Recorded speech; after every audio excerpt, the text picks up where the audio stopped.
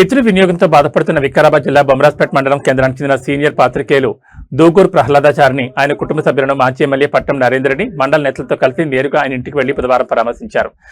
భర్త వియోగంతో బాధపడుతున్న వారి మాతృమూర్తి సులోచన భాయిని మాజీ ఎమ్మెల్యే ఓదార్చారు. కుటుంబ పెద్దను కోల్పోవడం చాలా బాధాకరమని, ఆ లోటు ఎవరూ పూడ్చలేందని మాజీ ఎమ్మెల్యే ఆవేదన వ్యక్తం చేశారు. నేనున్నానంటూ వారి కుటుంబానికి భరోసా కల్పించారు. అనారోగ్యంతో బాధపడుతూ ఈ నెల 13న సీనియర్ పాత్రికేయులు తండ్రి విశ్రాంత ఉద్యోగి దూగూరు రాఘవేంద్రాచారి మృతి చెందిన విషయం తెలిసిందే. మాజీ ఎమ్మెల్యే వెంట మండల భారత నాయకులు మరియు కార్యకర్తలు మహేందర్ రెడ్డి, సేట్ నారాయణ రెడ్డి, శ్రావణ్ గౌడ్, మహేందర్ సాగర్, రవిగౌడ్, మోహిన్ సాబ్, అంజలియ, లచ్చప్ప, దాసరి రమేష్, దాసరి నరసింహులు, మోముల కిష్టయ్య, జుట్టు బాలకృష్ణయ్య తదితరులు పాల్గొన్నారు.